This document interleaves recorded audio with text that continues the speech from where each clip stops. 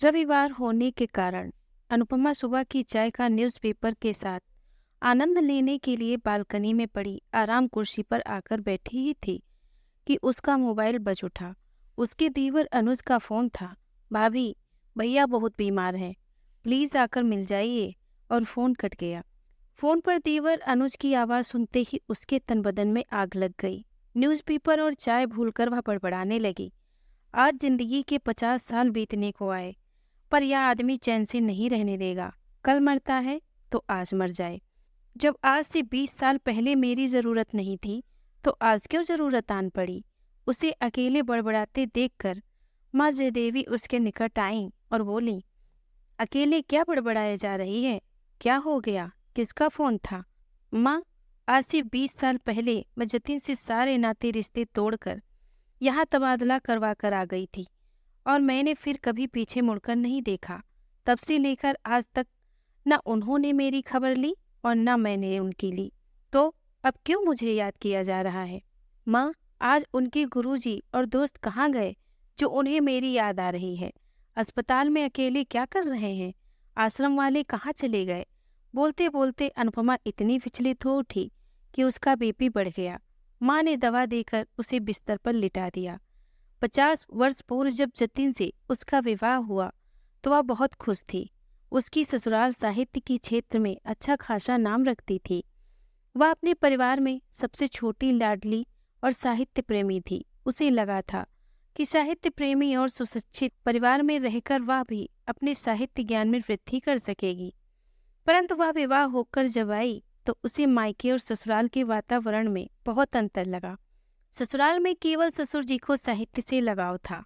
दूसरे सदस्यों का तो साहित्य से कोई लेना देना ही नहीं था। इसके अलावा मायके में जहाँ कोई ऊंची आवाज में बात तक नहीं करता था, वहीं यहाँ घर का हर सदस्य क्रोधी था। ससुर जी अपने लेखन व यात्राओं में इतने व्यस्त रहते कि उन्हें घर परिवार के बारे में अधिक पता ही नहीं रहता था। सास अल्पशिक्षित घरेलू महिला थीं। वे अपने शौक, फैशन व किटी पार्टीज में व्यस्त रहती। घर नौकरों के भरोसे चलता। हर कोई अपनी जिंदगी मनमाने ढंग से जी ही रहा था। सभी भयंकर क्रोधी और परस्पर एक दूसरे पर चीखते चिल्लाते रहते। इन 2 दिनों में ही जतिन को ही वह कई बार क्रोधित होते देख चुकी थी। यहाँ का वातावरण देखकर उसे डर लगने लगा था। सुहाग रात को जब जतिन कमरे में आए तो वह दबी सहमी सी कमरे में बैठी थी। जतिन उसे देखकर बोले, क्या हुआ? ऐसे क्यों बैठी हो? कुछ नहीं, ऐसे ही, उसने दबे स्वर में धीरे से कहा। तो इतनी घबराई हुई क्यों हो? नहीं, वो मुझे आपसे डर लगता है, अनुपमा ने घबरा कर कहा। अरे, डरने की क्या बात है? कहकर जब जतिन ने उसे अपने गले से लगा लिया तो वह अपना सब डर भूल गई। विवाह को कुछ ही दिन हुए थे कि एक दिन डाकिया एक पीला लिफाफा लेटर बॉक्स में डाल गया। जब जतिन ने खोलकर देखा तो उसमें केंद्रीय विद्यालय में अनुपमा की नियुक्ति का आदेश था, जिसके लिए उसने विवाह से पूर्व आवेदन किया था। खैर, सब परिवार की सहमति से अनुपमा ने नौकरी ज्वाइन कर ली। घर और बाहर दोनों संभालने में तकलीफ तो उठानी पड़ती, परंतु वह खुश थी कि उसका अपना कुछ वजूद तो है। तनख्वाह मिलते ही जतिन ने उसका एटीएम कार्ड और चेकबुक यह कहते हुए ले लिया कि मैं पैसे का मैनेजमेंट बहुत अच्छा करता हूँ, इसीलिए ये मेरे पास ही रहे तो अच्छा है। कहाँ कब कितना इन्वेस्ट करना है मैं अपने अनुसार करता रहूँगा, मेरे पास रहे या इनके पास। यह सोचकर अनुपमा ने कभी इस ओर ध्यान ही नहीं दिया। इस बीच वह एक बेटे की माँ भी बन गई। एक दिन जब वह घर आई तो जतिन मुंह लटकाए बैठा था। पूछने पर बोला कि वह जिस कंपनी में काम करता था वह घाटे में चली गई और उसकी नौकरी भी चली गई। अनुपमा बड़े प्यार से उससे बोली, तो क्या हुआ, मैं तो कमा ही रही हूँ, तुम क्यों चिंता करते हो? दूसरी ढूंढ लेना। अच्छा, तो तुम मुझे अपनी नौकरी का ताना दे रही हो? नौकरी गई है, हाथ पैर नहीं टूटे हैं अभी मेरे, जतिन क्रोध से बोला। जतिन, तुम बात को कहाँ से कहाँ लेके जा रहे हो? मैंने ऐसा कब कहा? ज्यादा जबान मत चला वरना काट दूंगा। जतिन की आंखों से मानो अंगारे बरस रहे थे। उसे देखकर अनुपमा सहम गई। आज उसे जतिन के एक नए ही रूप के दर्शन हुए थे। वह चुपचाप दूसरी कमरे में जाकर अपना काम करने लगी। नौकरी चली जाने के बाद से अब जतिन पूरे समय घर में रहता और सुबह से शाम तक अपनी मर्जी करता। एक दिन अनुपमा को घर आने में देर हो गई। जैसे ही वह घर में घुसी, इतनी देर कैसे हो गई? आज इन्फेक्शन था। झूठ बोलते शर्म नहीं आती? कहाँ से आ रही हो? तुमसे बात करना बेकार है। खाली दिमाग शैतान का घर वाली कहावत तुम्हारे ऊपर बिल्कुल सटीक बैठती है, कहकर अनुपमा गुस्से में अंदर चली गई। पूरे घर पर जतिन का ही वर्चस्व था। अनुपमा को घर की किसी बात में दखल देने की इजाजत नहीं थी। वह कमाने की मशीन और मूक दर्शक मात्र थी। एक दिन जब वह घर में घुसी तो देखा कि पूरा घर फूलों से सजा हुआ है। पूछने पर पता चला कि आज कोई गुरुजी उनके शिष्य घर पर पधार रहे हैं, इसीलिए रसोई में खाना भी बन रहा है। अनुपमा ने जतिन से पूछा, यह सब क्या है जतिन? सुबह मैं स्कूल गई थी, तब तो तुमने कुछ नहीं बताया। तुम सुबह जल्दी निकल गई थी, सूचना बाद में मिली। आज गुरुजी घर आने वाले हैं, जाओ तुम भी तैयार हो जाओ, कहकर जतिन फिर जोश से काम में जुट गया। उस दिन देर रात्रि तक गुरुजी का प्रोग्राम चलता रहा। न जाने कितने ही लोग आए और गए। सबको चाय खाना आदि खिलाया गया। अनुपमा को सुबह स्कूल जाना था, सो वह अपने कमरे में आकर सो गई। दूसरे दिन शाम को जब स्कूल से लौटी तो जतिन बड़ा खुश था। ट्रे में चाय की 2 कप लेकर अनुपमा के ही पास बैठ गया और कल के सफल आयोजन के लिए खुशी व्यक्त करने लगा। तभी अनुपमा ने धीरे से कहा, जतिन, आप खुश हो इसलिए मैं भी खुश हूँ, परंतु मेहनत की गाढ़ी कमाई की यूं बर्बादी ठीक नहीं। तुम क्या जानो इन बाबाओं की करामात, और जगत गुरु तो पहुँचे हुए हैं। तुम्हें पता है, शहर के बड़े बड़े पैसे वाले लोग इनके शिष्य बनना चाहते हैं, परंतु ये घास नहीं डालते। अपना तो समय खुल गया है। जो गुरुजी ने स्वयं ही घर पधारने की बात कही, तुम्हारी गलती भी नहीं है। तुम्हारे घर में कोई भी बाबाओं के प्रताप में विश्वास नहीं करता, तो तुम कैसे करोगी? व्यंग्यपूर्वक कहकर जतिन वहां से चला गया। शाम को फिर आया और कहने लगा, देखो यह लाल डोरी, इसे सदा हाथ में बांधे रखना, कभी उतारना नहीं। गुरुजी ने दी है, सब ठीक होगा। कलह और असंतोष के मध्य जिंदगी किसी तरह कट रही थी। बिना किसी काम के व्यक्ति की मानसिकता भी बेकार हो जाती है। उसी बेकारी का प्रभाव जतिन के मन मस्तिष्क पर भी दिखने लगा था। अब उसके स्वभाव में हिंसा भी शामिल हो गई थी। बात बात पर अनुपमा व बच्चों पर हाथ उठा देना उसके लिए आम बात थी। घर का वातावरण पूरे समय अशांत और तनावग्रस्त रहता। लगातार चलते तनाव के कारण अनुपमा को बीपी, शुगर जैसी कई बीमारियों ने गिरफ्त में ले लिया। एक दिन घर पर जतिन से मिलने कोई व्यक्ति आया। कुछ देर की बातचीत के बाद अचानक दोनों में हाथापाई होने लगी और वह आदमी जोर जोर से चीखने चिल्लाने लगा। कॉलोनी के कुछ लोग गेट पर जमा हो गए और कुछ अपने घरों में से झांकने लगे। किसी तरह मामला शांत करके जतिन आया तो अनुपमा ने कहा, यह सब क्या है? क्यों चिल्ला रहा था यह आदमी? शांत रहो, ज्यादा जबान और दिमाग चलाने की जरूरत नहीं है, बेशर्मी से जतिन ने कहा। इस तरह कॉलोनी में इज्जत का फलूदा निकालते तुम्हें शर्म नहीं आती? बोला ना, दिमाग मत चलाओ, इतनी देर से कह रहा हूँ, चुप रह, सुनाई नहीं पड़ता, कहकर जतिन ने एक स्लेट उठाकर अनुपमा के सिर पर दे मारा। अनुपमा के सिर से खून बहने लगा। अगले दिन जब वह स्कूल पहुंची तो उसके सिर पर लगी बैंड देखकर प्रिंसिपल उमा बोली, क्या हो गया, चोट कैसे लगी? उनके इतना कहते ही अनुपमा की आंखों से जार जार आंसू बहने लगे। उमा मैडम उम्रदराज और अनुभवी थीं। उनकी पारखी नजरों ने सब भांप लिया। सो उन्होंने सर्वप्रथम अपने कक्ष का दरवाजा अंदर से बंद किया और अनुपमा के कंधे पर प्यार से हाथ रखकर बोली, क्या हुआ बेटा, कोई परेशानी है तो बताओ। कहते हैं प्रेम पत्थर को भी पिघला देता है। सो उमा मैडम के प्यार का संपर्क पाते ही अनुपमा फट पड़ी और रोती रोती उसने सारी दास्तान कह सुनाई। मैडम, आज शादी के 20 साल बाद भी मेरे घर में मेरी कोई कद्र नहीं है। पूरा पैसा उन कथाकथित बाबा जी की सेवा में लगाया जा रहा है। बाबा जी की सेवा के चलते कभी आश्रम के लिए सीमेंट, कभी गरीबों के लिए कम्बल और कभी अपना घर लुटाकर गरीबों को खाना खिलाया जा रहा है। यदि एक भी प्रश्न पूछ लिया तो मेरी पिटाई जानवरों की तरह की जाती है। सुबह से शाम तक इस स्कूल में खटकने के बाद जब घर पहुंचती हूँ तो हर दिन एक नया तमाशा मेरा इंतजार कर रहा होता है। मैं थक गई हूँ इस जिंदगी से, कहकर अनुपमा फूट फूट कर रोने लगी।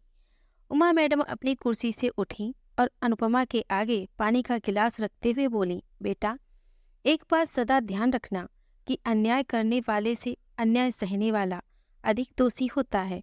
सबसे बड़ी गलती तेरी है या कि तू पिछले 20 सालों से अन्याय को सह रही है। जिस दिन तेरे ऊपर उसका हाथ उठा था वही रोक देना था। सामने वाला आपके साथ अन्याय तभी करता है जब आप सहते हो। जिस दिन आप प्रतिकार करने लगते हो उसका मनोबल समाप्त हो जाता है।